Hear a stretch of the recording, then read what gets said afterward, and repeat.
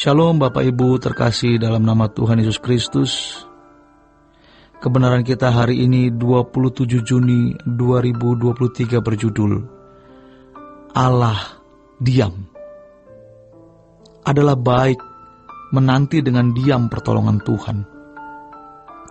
Tetapi ini tidak mudah ketika kita dilanda persoalan atau masalah berat yang tidak kunjung selesai. Lalu ancaman terhadap kita semakin kuat, semakin mengancam, maka timbul keraguan terhadap Tuhan. Timbul ketidakpercayaan terhadap kesetiaan Allah. Apakah Allah benar-benar ada, hidup, dan memperdulikan kita? Hampir semua orang Kristen yang diproses Tuhan mengalami masa-masa seperti itu.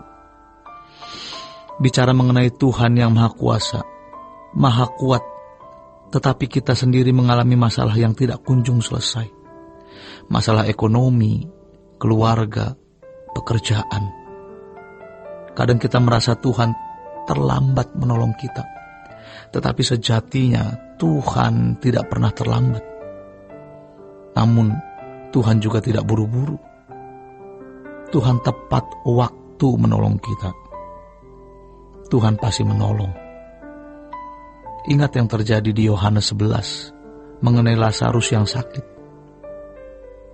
Tuhan diberitahu bahwa Lazarus sakit. Tuhan tidak segera datang. Akhirnya Lazarus meninggal. Tuhan seperti mengulur waktu sampai Lazarus meninggal. Marta berkata kepada Yesus, "Tuhan, sekiranya Engkau ada di sini, saudaraku pasti tidak mati." Tuhan dipersalahkan. Marta menuntut Tuhan agar Tuhan bertindak sesuai dengan cara dan jadwalnya Marta. Bukankah kita sering bertindak seperti Marta? Mungkin kita mengalami keadaan seperti ini. Kita bertanya, "Tuhan, mengapa Engkau membuat keadaan ini berlarut-larut demikian? Aku terkatung-katung dalam ketidakpastian."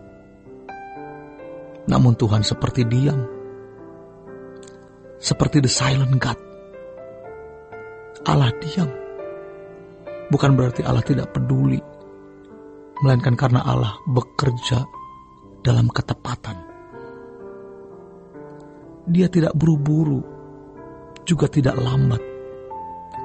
Kalau kita memandang Tuhan itu lambat, karena kita tidak cerdas.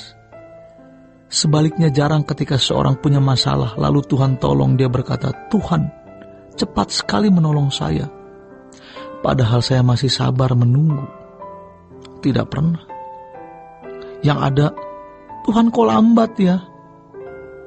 Orang mau ditolong Tuhan secepat-cepatnya. Padahal Tuhan memiliki jadwal dalam pergumulan hidup yang kita hadapi.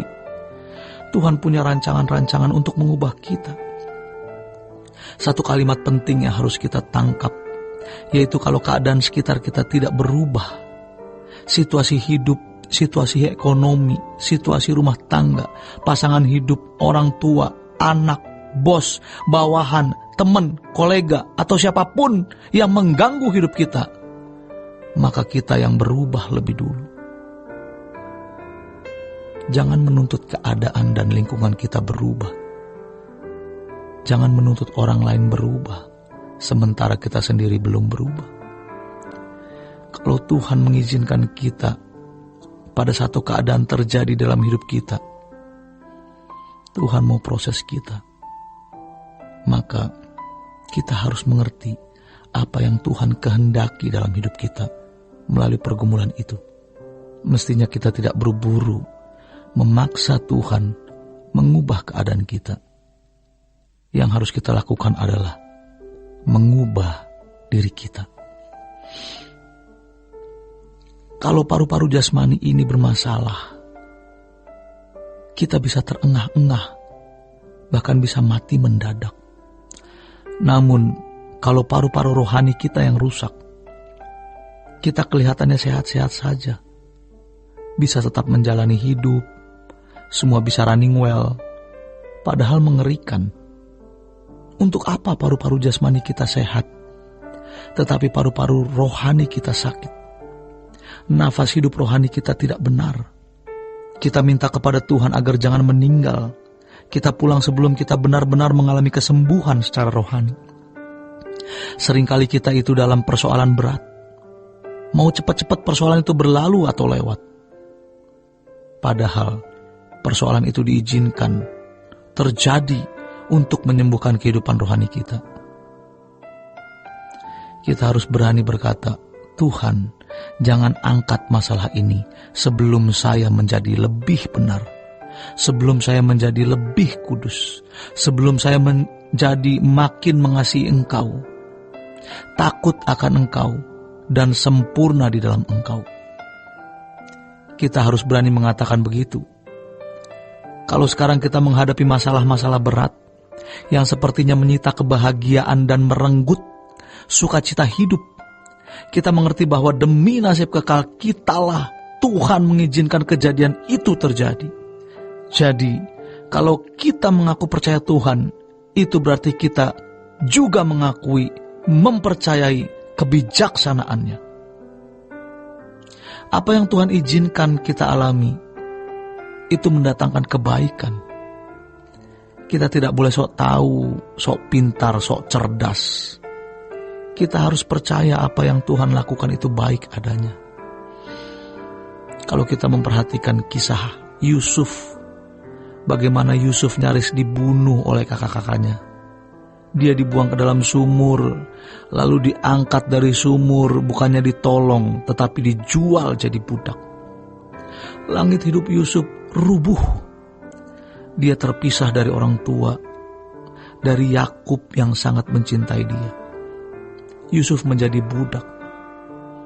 Lalu di rumah Potifar, nyaman sejenak. Mungkin Yusuf sempat berpikir, inilah waktunya mimpi yang pernah dia terima dari Tuhan terwujud, bahwa dia akan menjadi penguasa. Dan saudara-saudaranya, bahkan orang tuanya juga akan sujud kepadanya. Namun yang terjadi justru nasib Yusuf makin memburuk. Yusuf menjadi manusia tanpa masa depan. Ternyata justru di penjara itulah tangga untuk mencapai penggenapan rencana Allah. Di sana Yusuf bertemu dengan pejabat makanan dan minuman raja, yang kemudian mengantar Yusuf bertemu dengan Firaun. Maka tidak ada alasan untuk meragukan Tuhan semesta alam. Kalau kita terpuruk hari ini, seakan-akan langit hidup kita rubuh, percayalah bahwa Tuhan punya banyak jalan dan cara untuk menyelamatkan kita. Jangan hanya berkata aku percaya, tapi benar-benar yakin bahwa Dia adalah Allah yang hidup, yang berkuasa menolong. Percayalah, pasti Dia peduli. Demikian kebenaran kita hari ini. Selamat berjuang untuk terus percaya. Sola Gracia.